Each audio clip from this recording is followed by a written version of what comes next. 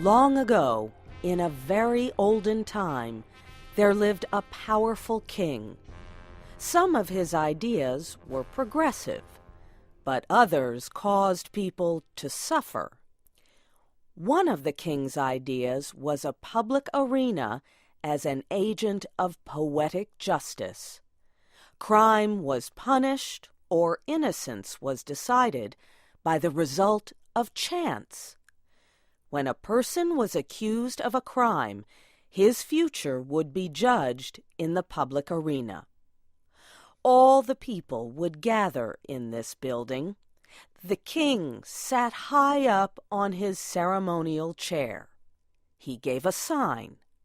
A door under him opened. The accused person stepped out into the arena. Directly opposite the king were two doors. They were side by side, exactly alike. The person on trial had to walk directly to these doors and open one of them. He could open whichever door he pleased. If the accused man opened one door, out came a hungry tiger, the fiercest in the land. The tiger immediately jumped on him and tore him to pieces as punishment for his guilt. The case of the suspect was thus decided. Iron bells rang sadly. Great cries went up from the paid mourners, and the people, with heads hanging low and sad hearts, slowly made their way home.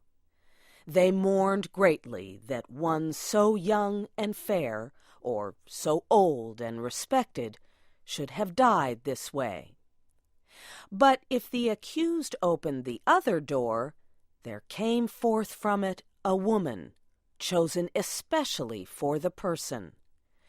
To this lady he was immediately married in honor of his innocence. It was not a problem that he might already have a wife and family, or that he might have chosen to marry another woman. The king permitted nothing to interfere with his great method of punishment and reward. Another door opened under the king, and a clergyman, singers, dancers, and musicians joined the man and the lady. The marriage ceremony was quickly completed. Then the bells made cheerful noises. The people shouted happily, and the innocent man led the new wife to his home, following children who threw flowers on their path. This was the king's method of carrying out justice. Its fairness appeared perfect. The accused person could not know which door was hiding the lady. He opened either as he pleased, without knowing whether, in the next minute, he was to be killed or married. Sometimes the fierce animal came out of one door, sometimes it came out of the other. This method was a popular one. When the people gathered together on one of the great trial days, they never knew whether they would see a bloody killing or a happy ending. So everyone was always interested. And the thinking part of the community would bring no charge of unfairness against this plan. Did not the accused person have the whole matter in his own hands?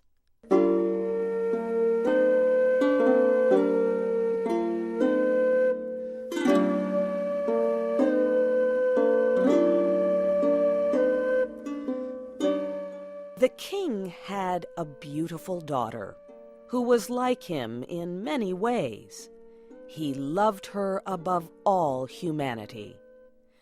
The princess secretly loved a young man who was the best-looking and bravest in the land. But he was a commoner, not part of an important family. One day, the king discovered the relationship between his daughter and the young man. The man was immediately put in prison. A day was set for his trial in the king's public arena. This, of course, was an especially important event. Never before had a common subject been brave enough to love the daughter of the king.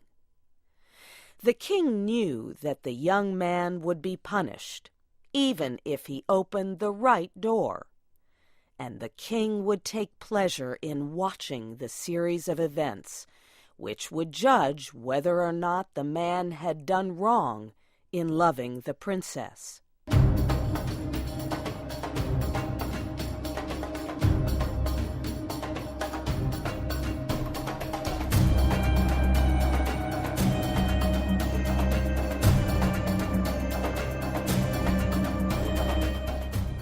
The day of the trial arrived. From far and near, the people gathered in the arena and outside its walls. The king and his advisers were in their places opposite the two doors. All was ready. The sign was given. The door under the king opened, and the lover of the princess entered the arena. Tall, beautiful, and fair, his appearance was met with a sound of approval and tension. Half the people had not known so perfect a young man lived among them. No wonder the princess loved him.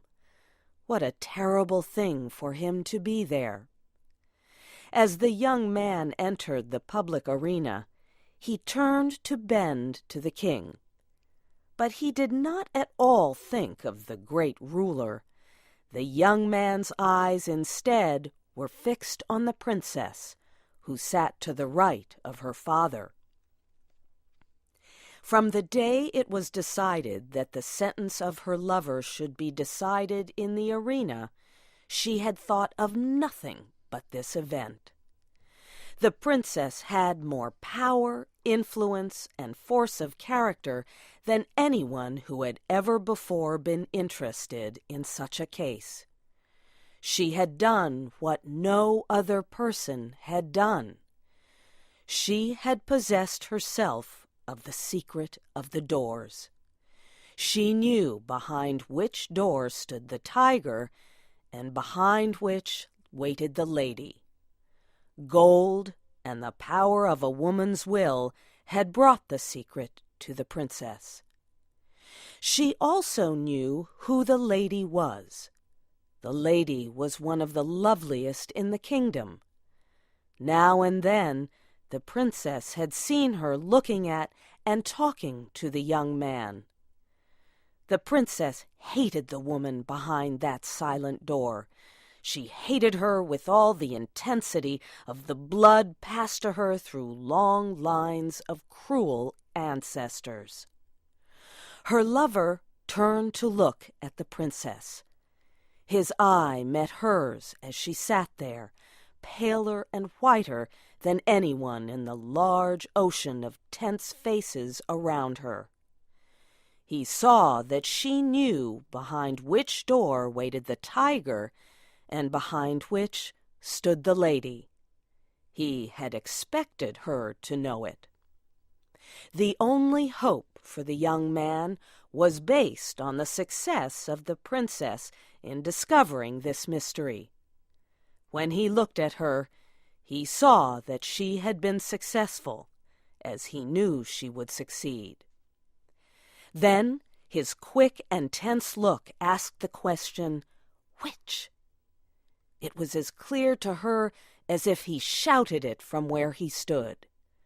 There was not time to be lost. The princess raised her hand and made a short, quick movement toward the right. No one but her lover saw it. Every eye but his was fixed on the man in the arena. He turned, and with a firm and quick step, he walked across the empty space. Every heart stopped beating. Every breath was held. Every eye was fixed upon that man. He went to the door on the right and opened it.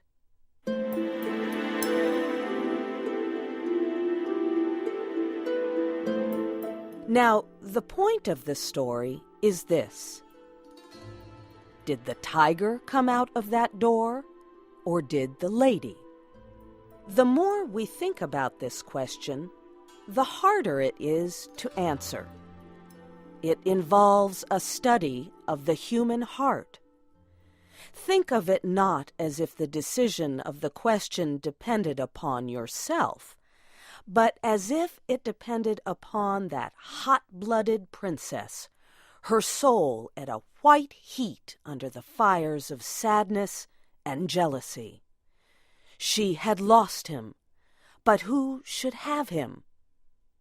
How often in her waking hours and in her dreams had she started in wild terror and covered her face with her hands.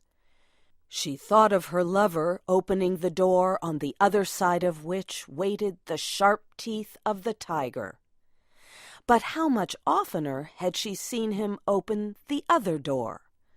How she had ground her teeth and torn her hair when she had seen his happy face as he opened the door of the lady. How her soul had burned in pain when she had seen him run to meet that woman with her look of victory. When she had seen the two of them get married, and when she had seen them walk away together upon their path of flowers, followed by the happy shouts of the crowd, in which her one sad cry was lost. Would it not be better for him to die quickly and go to wait for her in that blessed place of the future? And yet, that tiger, those cries, that blood! Her decision had been shown quickly, but it had been made after days and nights of thought. She had known she would be asked, and she had decided what she would answer, and she had moved her hand to the right. The question of her decision is one not to be lightly considered, and it is not for me to set myself up as the one person able to answer it. And so I leave it with all of you. Which came out of the open door, the lady or the tiger?